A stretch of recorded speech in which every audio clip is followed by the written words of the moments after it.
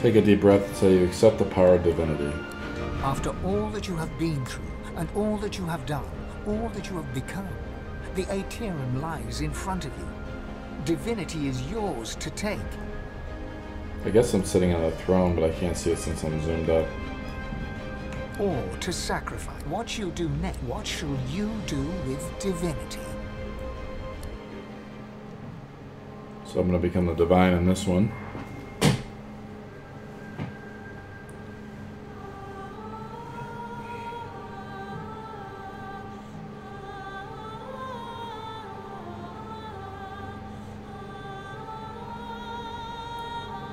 And so it ended. A tale that began with my own ill-fated attempt to rid the world of the Godwoken.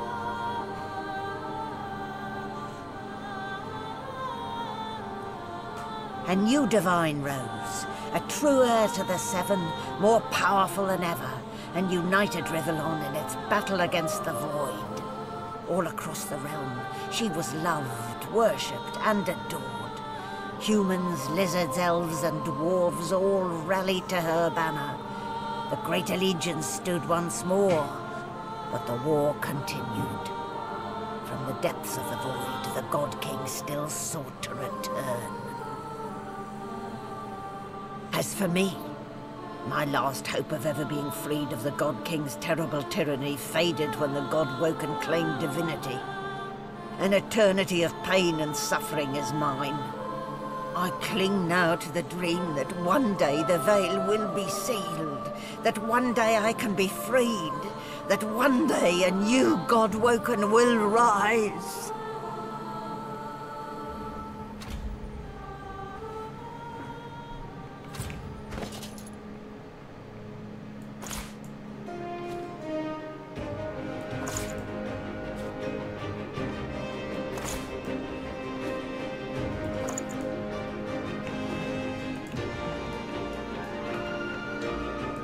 Malady stands tall and proud, sunlight sparkling off her mask.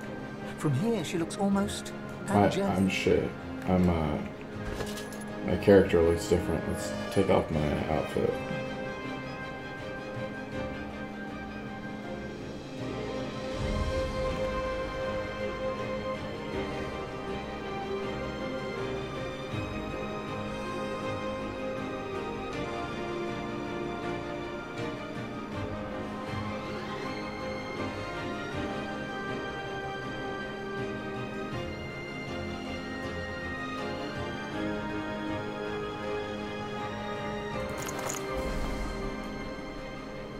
See, like I actually look different. I'm actually shining. Well, here we are again. You, me, and the ship I've saved from ruin for your personal benefit. I'd say you owe me, but why state the obvious? Get an eyeful, Your Holiness. I expect it's the last we'll see of each other for some time. She turns to you, arms... Look at you. Magnificent. Don't I know it? Let's hope it pays off. She fingers the mask, covering her face. For a moment, it seems as though she's about to remove it. But instead, she places a hand on your shoulder. We've come a long way together. I did my best by you all the way. I sacrificed much. And I'd give even more to see you become exactly what you've become. Soon, I'd like to have a little chat about something you can do for me. But I believe that can wait. Relax, enjoy. I certainly plan to do the same. Oh, I don't know, around and about. Treat myself to some mead, a lover or 300. I'd say we've earned it. And when the time comes, I'll come find you, Your Holiness.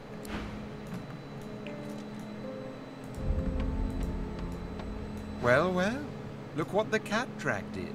A god, no less. He smiles at you fondly as he takes you by the hand. You've done us proud. We all knew only one of us could walk away with divinity. I'm glad it was you. Home, if you don't mind. After all, I've dragons to raise. I need to teach them to be good boys and girls before they set the entire world on fire. There may be an accident or two along the way, Please don't hold it against them. I do so long to see my palace again. The Forbidden City. The scents of spices and incense.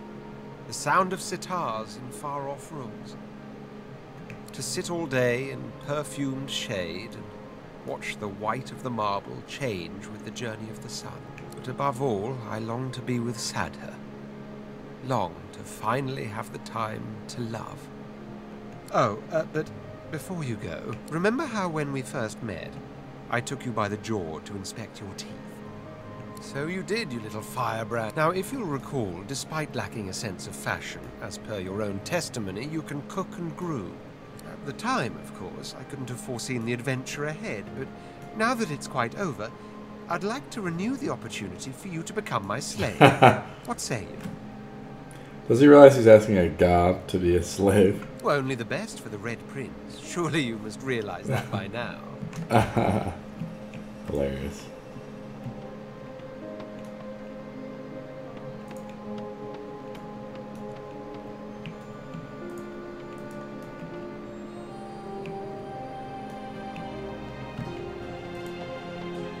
Well, if it isn't the new Divine gracing me with her presence.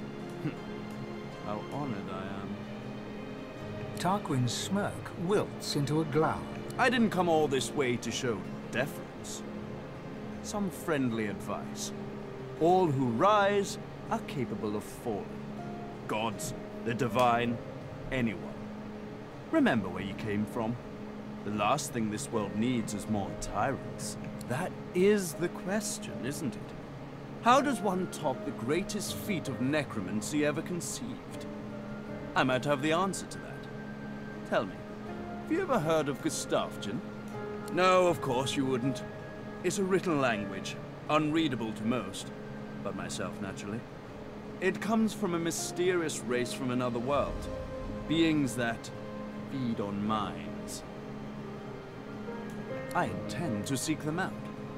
This Tactician seems to guard portals to their realm. And once I've uncovered one, well, why settle for being the greatest mind in just one world when there's another for the taking?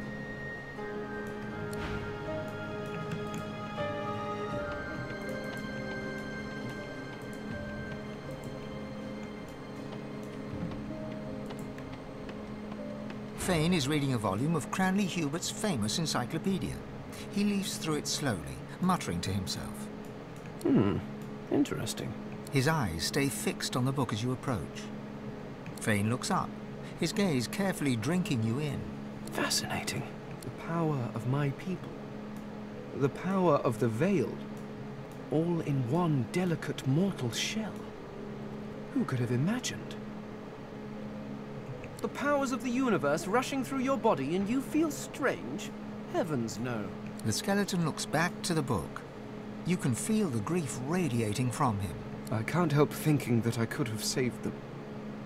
That I could have done something.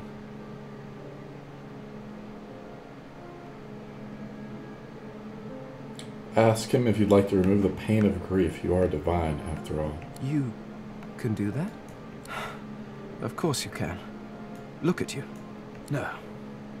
The only thing worse than losing them would be to lose them and not mourn that loss. They deserve that much.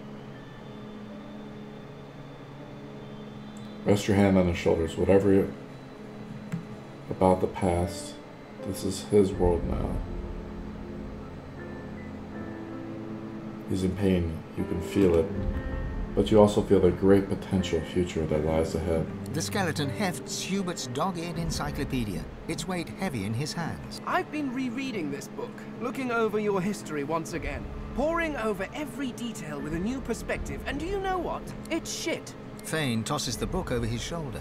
It flutters in the air as it sails over the ship's railing and disappears with a faint splash. If you have spent your life staring at a thing, you can write about it with knowledge.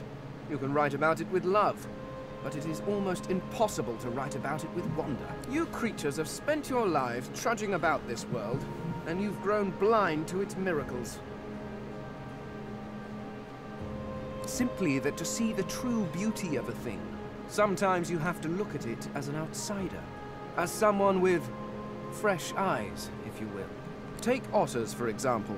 Energetic, waterproof cats, utterly beautiful creatures. Or octopuses. Did you know they're secretly octopuses? Octopi? Octopods. I shall have to look that up. Regardless, the world is filled with absolutely incredible sights. And who better to catalogue them with the awe they deserve than someone seeing them for the first time? Ah, finally. You're right about something.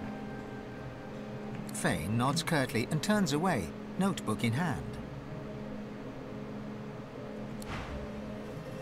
And that's the end of that story.